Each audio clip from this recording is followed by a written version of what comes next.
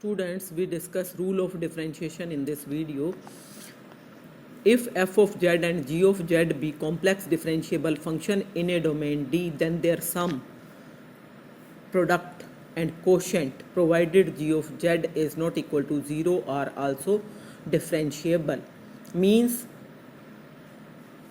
अगर आपके पास f of z और g of z complex differentiable functions हैं तो उस केस में f of z plus minus g of z will be also complex differentiable and d dz of f of z plus minus gz will be equal to derivative of f of z plus minus derivative of g of z.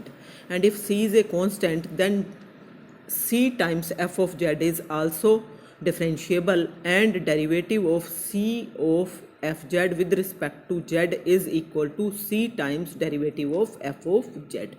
And similarly, product of two differentiable functions is again differentiable and derivative is given by u into v rule, means derivative of f of z into g of z is equal to f of z into derivative of g of z plus g of z into derivative of f of z. And again derivative of quotient means f of z divided by g of z.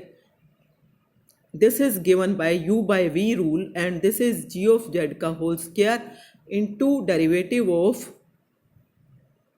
first this f dash z into g of z minus g dash z into f of z, and where g of z is not equal to 0. This rule is same as u by v rule for real functions.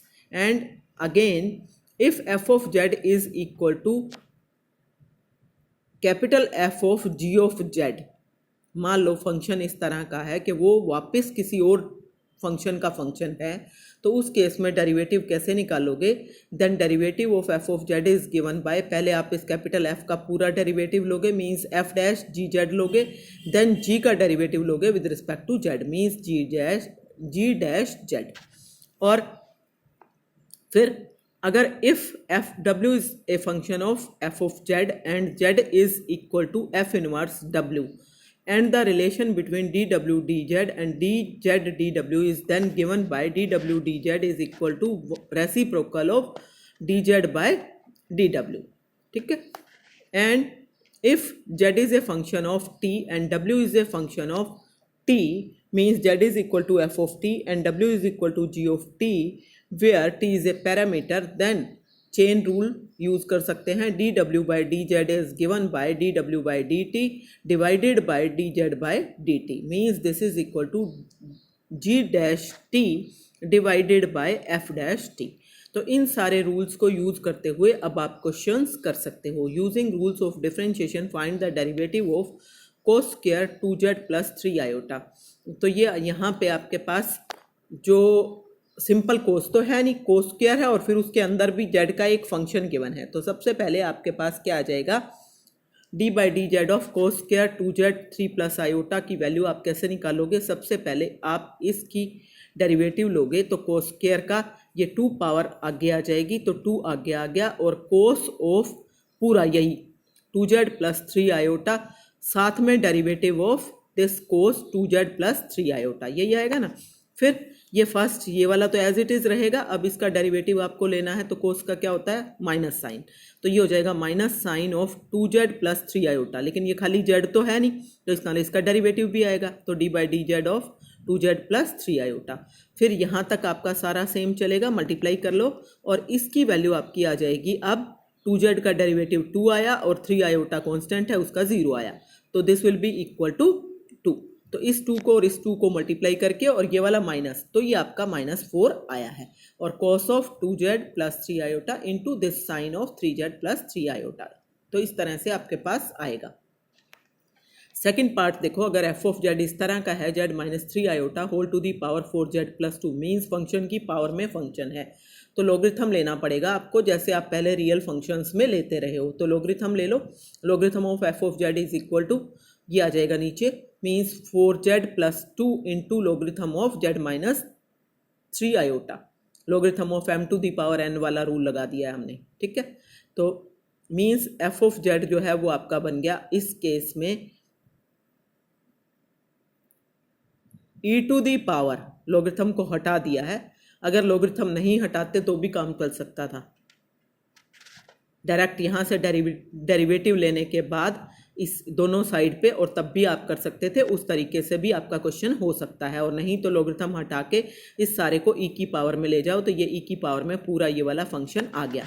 अब इसका derivative लोगे तो आपके पास derivative of this total ई की power x का derivative ई की power x ही होता है, तो इसका मतलब इसका डेरिवेटिव एज इट इज़ ये का ये आएगा, लेकिन क्योंकि ये एक्स नहीं है, जेड नहीं है, बल्कि उसकी बजाय बहुत कुछ है, पूरा फंक्शन है जेड में, तो इसका पूरे का डेरिवेटिव आएगा।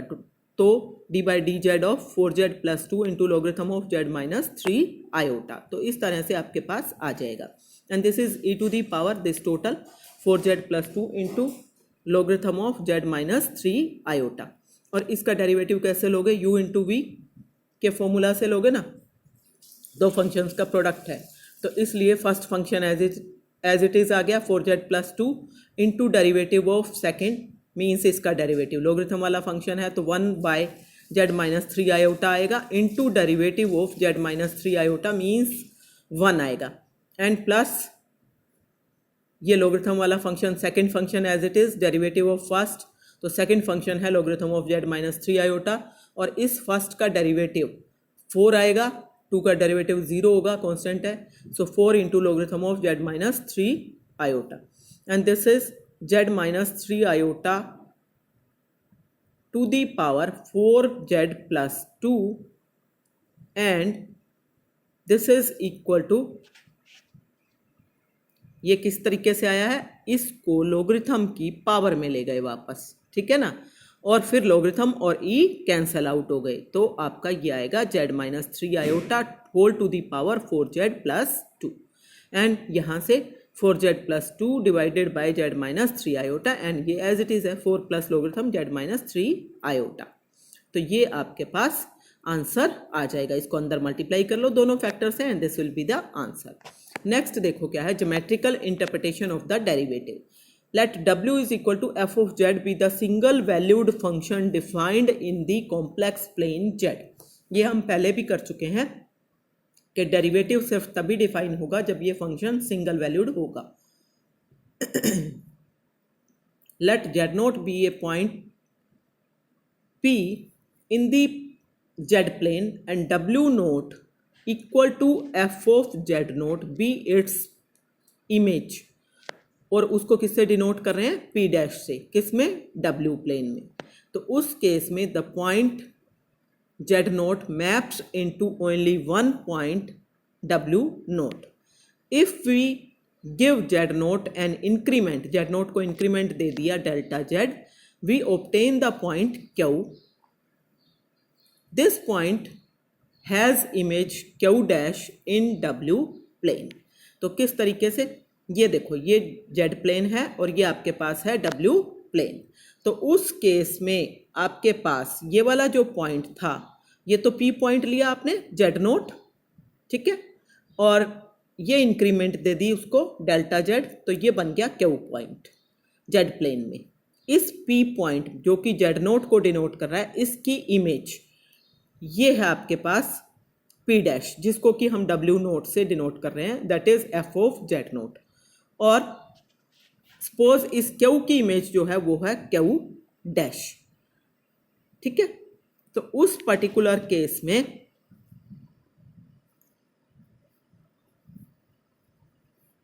thus from figure 5.7 जो कि अभी मैं आपको दिखा रही थी, we see that p dash q dash represents the complex number delta w equal to f of z naught plus delta z minus f of z naught। कैसे?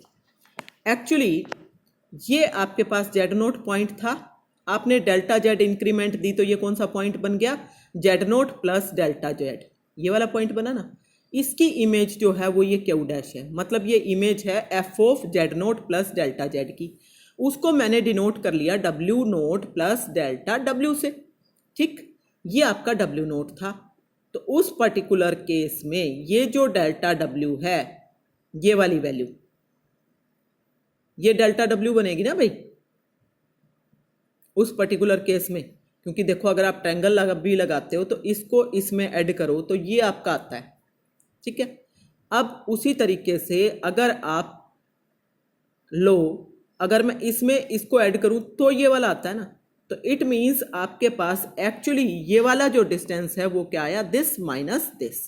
तो मीन्स आपके पास आया q dash P dash is equal to p dash q dash represent the complex number delta डब्ल्यू equal to f of z naught plus delta z minus f of z note.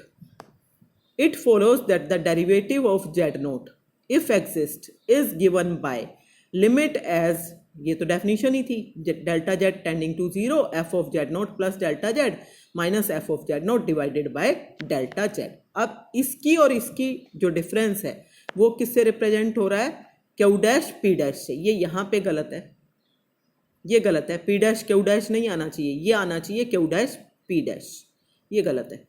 This will be Q dash P dash, और delta Z किससे represent होगा, Q P से। So Q dash P dash divided by Q P as Q approaches to P will be, अगर ये limit exist करे और finite हो then that will be called the derivative of the function at the point Z naught, ठीक है। तो इस तरह से आपके पास आएगा। तो वेक्टर नोटेशन में लेंगे तब तो आपको क्यू डैश पी डैश ही लिखना पड़ेगा, और अगर आप सिंपली डिस्टेंस ले रहे हो तो उस केस में डिस्टेंस में तो आपका पी डैश क्यू डैश और Q dash P dash same हो जाएंगे। तो ये आपके पास आ गई ज्योमेट्रिकल रिप्रेजेंटेशन।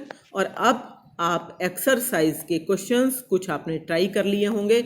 ये स्टीरियोग्राफिक प्रोजेक्शन है, देखो ये आप पहले से ही जो आपको फर्स्ट वीडियो मैंने आपको कराई थी उसमें आपका सर्कल मैंने कौन सा वाला लिया था, फर्स्ट वाले में हाफ वाला, ठीक है ना। तो ये तो फर्स्ट एक्सरसाइज, फर्स्ट जो वीडियो भेजी थी उस पे बेस्ड क्वेश्चन हो गया ये, और ये हो गया सेकंड मेथड जो स्टीरियोग्राफिक प्रोजेक्शन का है उस पे।